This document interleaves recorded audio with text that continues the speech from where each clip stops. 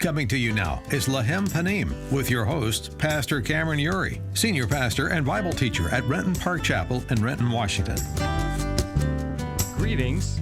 Welcome to Lechem Panim. You know, one of the things I find most challenging about preaching is the amount of time I'm given. I remember one Sunday I was set to preach on the love of God, but my time was cut to 15 minutes because of some special programs that we had going on. And I remember thinking, how am I going to speak on a topic as deep as the love of God in only 15 minutes?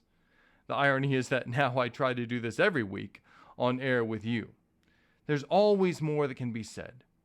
But some time ago I read a story of a certain medieval monk who announced that he would be preaching the next Sunday evening on the love of God. And as the shadows fell and the light ceased to come in through the cathedral windows, the congregation gathered. And in the darkness of the altar, the monk lit a candle and carried it to the crucifix. And first of all, he illumined the crown of thorns, and next the two wounded hands, then the marks of the spear wound. And in the hush that fell, he blew out the candle and he left the chancel. There was nothing else to say. And today, as we move towards our remembrance of the death of Christ during Passion Week, I'd like to talk briefly about the subject of love, which is so central to the Passion narrative leading up to Easter. And I'd like to talk about three different aspects of love that, if we understand them, can forever change our relationships with God and with each other, making them full and rich. And the first of these is revealed in 1 John 3:16 through 18. Which reads, "By this we know love, that he laid down his life for us, and we ought to lay down our lives for the brothers. But if anyone has the world's goods and sees his brother in need, yet closes his heart against him, how does God's love abide in him? Little children, let us not love in word or talk, but in deed and in truth." One of my favorite artists has been for many years is Michael W. Smith. And one of his oldest yet most powerful songs is a song called "Give It Away," because it talks about one of the most fundamental aspects of love that can so often be overlooked. Love is not truly love until you give it away. He sings, "She asked him for forever and a promise that would last. He said, 'Babe, you know I love you, but I can't commit to that.' She said, 'Love isn't love till you give it away.' A father lived in silence, saw his son become a man. There was a distance that fell between them because he could not understand that love isn't love till you give it away. You got to give it away. You can entertain compassion for a world in need of care, but the road of good intentions doesn't lead to anywhere, because love isn't love till you give it away. You got to give it away. There was a man who walked on water. He came to set the people free. He was the ultimate example of what love can truly be, because his love was his life, and he gave it away. You have to give it away. Proverbs 27:5 says, "Better is open rebuke than hidden love." C.S. Lewis says in his book, The Four Loves, "To love at all is to be vulnerable. Love anything, and your heart will certainly be wrung and possibly be broken. If you want to make sure of keeping it intact, you must give your heart to no one, not even to an animal. Wrap it carefully round with hobbies and little luxuries. Avoid all entanglements." He says, "Lock it up safe in the casket or coffin or your selfishness. But in that casket, safe, dark, motionless, airless, it will change. It will not be broken. It will become unbreakable, impenetrable, irredeemable. The only place outside heaven where you can be perfectly safe from all the dangers of love," C.S. Lewis writes, "is hell." The primary characteristic about God that we need to understand is that he is the God who gives himself away with nothing held back. In Eden, he gave us his breath, and he gave us his world. In Adam and Eve's marriage, he gives us the foundation for understanding his holy, selfless love. In Abraham, he promises us his salvation. In Jesus, he gives us his very son. Through Jesus, he gives us entrance into his family, and he even gives us eternal life in his very kingdom. God is a God who gives himself away, who in every way imaginable tries to bring us back into relationship with him so that he can bless us with himself. That is what the incarnation and what Easter is all about.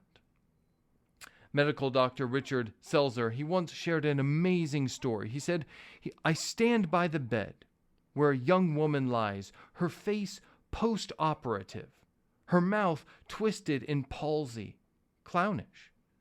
A tiny twig of the facial nerve, the one to the muscles of her mouth, has been severed. She will be thus from now on. The surgeon had followed with religious fervor the curve of her flesh.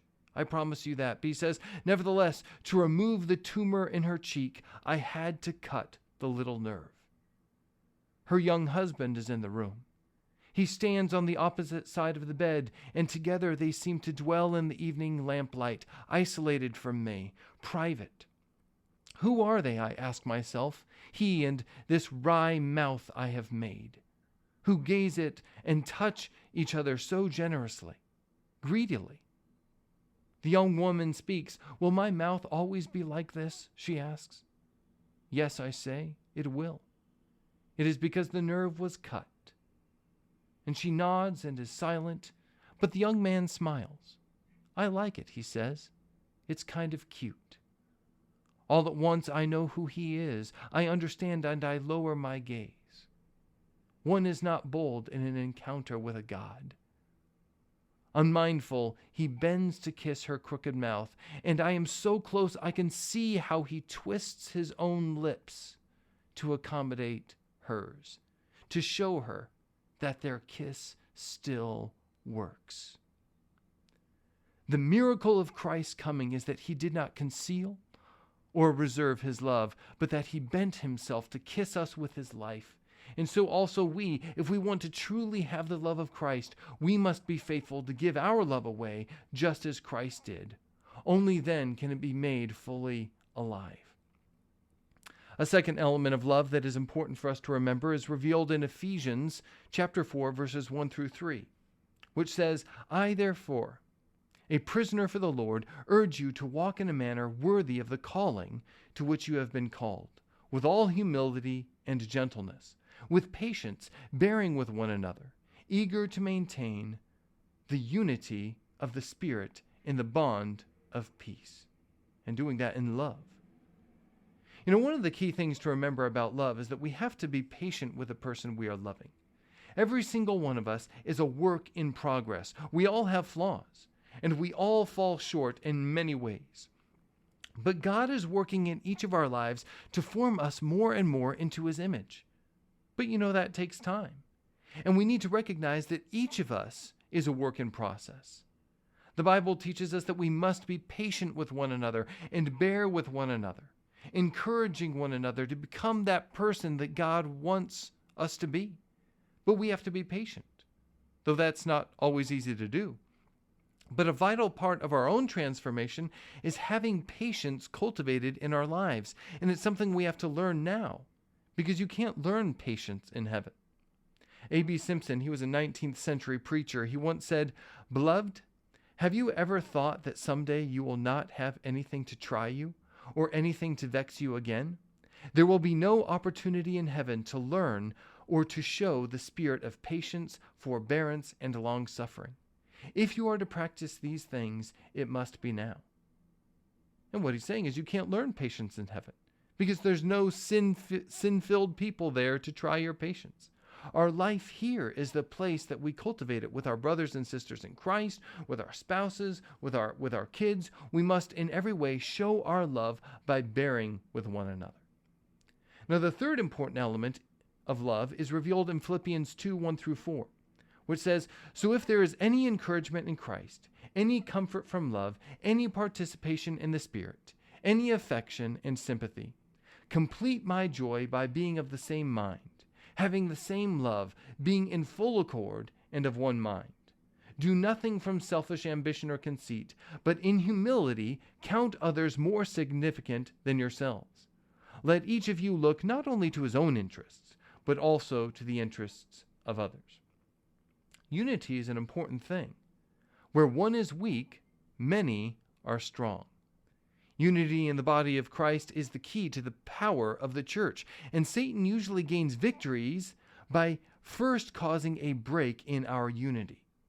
And he does this by getting individuals sidetracked on things that don't really matter, or don't matter more than their relationships, on getting them to value a thing or an idea or an opinion more than the other person.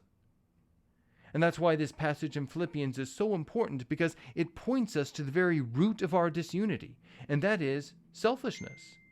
People who are all tuned in only on themselves will suffer a greater amount of disunity. Yet Paul points here to the fact that we must empty ourselves just as Christ emptied himself. We must consider the other person's needs more than our own. And in doing that, we're tuning ourselves in to the way of Christ. A.W. Tozer once asked, "Has it ever occurred to you that 100 pianos, all tuned to the same fork, are automatically tuned to each other? They are of one accord by being tuned, not to each other, but to another standard to which each one must individually bow. So 100 worshipers meeting together, each one looking away to Christ, are in heart nearer to each other than they could possibly be were they to become unity conscious and turn their eyes away from God to strive for closer fellowship." The key to unity in our church, in our marriages, in our relationships with our kids, is to all have our eyes fixed on Jesus and on modeling that sacrificial love that he himself lived. If we tune ourselves to him, we will automatically be tuned to each other. We will truly love each other and draw closer to each other. But it's like a triangle, Christ being at the top and each of us being the lines that flow down. The closer we draw to Jesus and to living like him, the closer we draw automatically with one another. In order to have the love of Christ in our families, in our church, we have to give it away. It cannot be withheld. In love, we must bear with one another, in patience, as Christ also bears with us, encouraging and strengthening one another.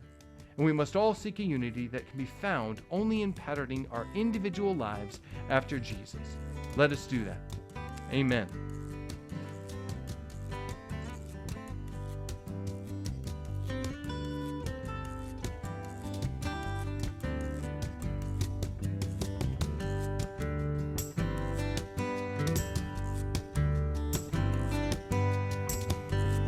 Today's episode of Lechem Panim has been made possible by Renton Park Chapel, a church that is committed to the ministry of sharing the joy of hearing and doing God's Word, and to the mission of bringing people into the life-giving presence of Jesus Christ in and through vibrant preaching, teaching, Bible study, prayer, and ministry to a world that is in desperate need of the healing touch of Jesus Christ. If you'd like to learn more about our ministry here at Renton Park Chapel, or would like to request any of our messages here on Lechem Panim, you can visit us online at rentonparkchapel.org or lechempanim.org. You can also find us on both Facebook and Twitter.